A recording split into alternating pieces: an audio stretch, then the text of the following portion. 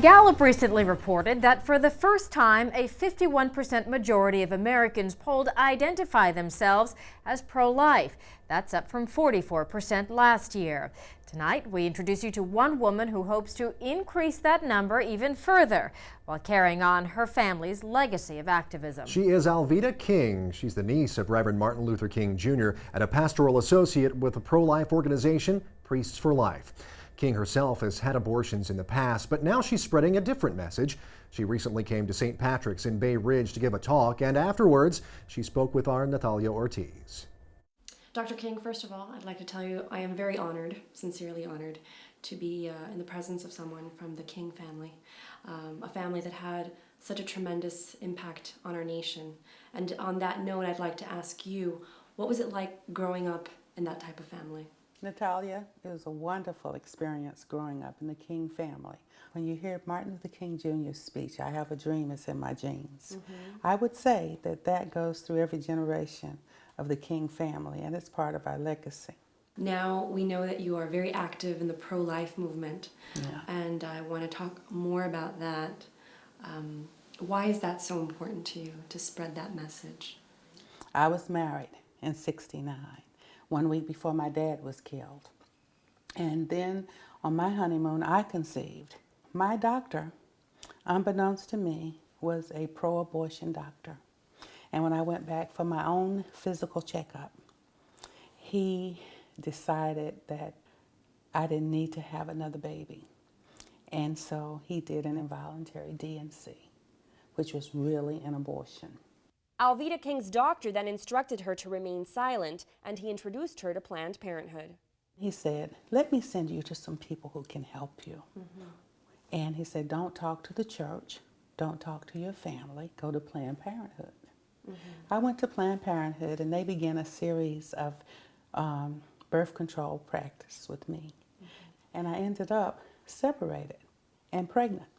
Planned Parenthood's answer was, "We'll just help you with this little procedure, and it won't hurt as bad as pulling a tooth." That was an abortion. In 1977, I became pregnant again, and this time I spoke to the baby's daddy, and I said, "I'm going to get an abortion." He says, "That's a baby. That's my seed. That's my promise." No. I went to Daddy King, because surely he was going to give me everything I wanted. He always did. And I said, "I'm going to have an abortion, Granddaddy." He says, "No, abortion is wrong. That's my seed. That's my promise. That's my grandbaby. No." And so because of that voice from two very strong men, two strong African-American men, I said, "Gosh, this is a baby." And I had that child.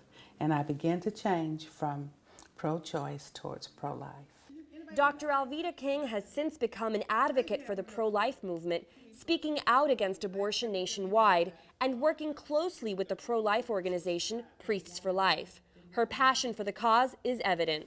Why do you do it? Why are you on this mission? I'm on this mission because I have hope.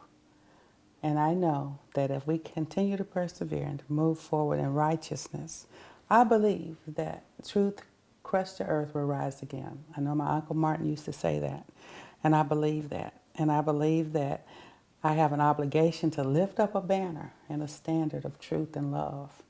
And it's just something, I have a dream, it's in my genes.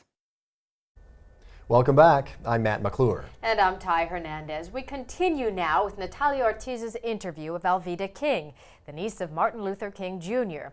Now, a pro-life activist, King talked about her uncle's dream and the historic election of the first African-American president. How far do you think this country has come since Martin Luther King's "I Have a Dream" speech? We've come a long way, because at my age, I'm almost 60 years old. And I can recall water fountains that said colored and white, and restrooms that said that, and I couldn't eat in restaurants and things like that. So certainly, those are not experiences that we have today. Our conversation shifted to recent political events, and I asked her opinion of Barack Obama.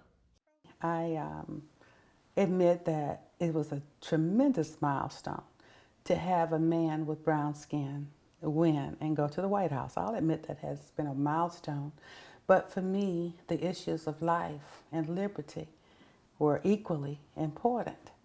And so when President Obama made it very clear that he would not be supporting life, and that the issues of human sexuality were open in his mind for discussion, I knew I could not vote for him, and I did not.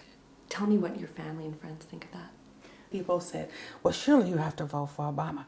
Your uncle would be so proud. How can you disappoint your uncle like this? Right. And my answer was, my uncle would understand my position in supporting life. He would, and I'm sure he would. And so people say, well, who would Martin Luther King Jr. vote for? I said, that's a question we'll never have answered, will we? Because he's not here. While she may not know who her uncle would have voted for, she's confident his stance on abortion would have been pro-life, despite the fact he accepted an award from Planned Parenthood. In 1966, my uncle Martin Luther King Jr. received the Margaret Sanger Award. It's called the Maggie Award from Planned Parenthood. He was proclaiming that he supported them and they were nonviolent in their fight to advance birth control rights for women. Right. And all of that sounded really good because in 1966, birth control was natural family planning in the eyes of most people. Okay. And so he would have supported that. So Martin Luther King, believing that he was adding his voice to a helpful cause, accepted the award. He was assassinated in '68. All during that time, abortion was illegal in every state in America. What do you think your uncle, Dr. Martin Luther King, would say about abortion if he were living today? Martin Luther King Jr. said the Negro cannot win if he's willing to sacrifice the futures of his children for immediate personal comfort and safety. And that's exactly why people choose abortion, for immediate personal comfort or safety. And so he would say injustice anywhere is a threat to justice everywhere. And I believe he would agree with me when I say that a woman has a right to choose what she does with her body. The baby is not her body. In our final moments together, I asked Dr. King once again how far we've come since her uncle's historic speech. She responded with a definition of freedom that transcends race. Until everybody's free, and that's the littlest person in the womb, until natural death, then we've not achieved the dream. The dream has not been realized. I remember when President Obama was elected and people were just rejoicing, oh, Dr. King's dream has been realized. And I kept saying, how can the dream survive if we murder the children? For more on Alveda King's life and work, you can visit her website at www.kingforamerica.com.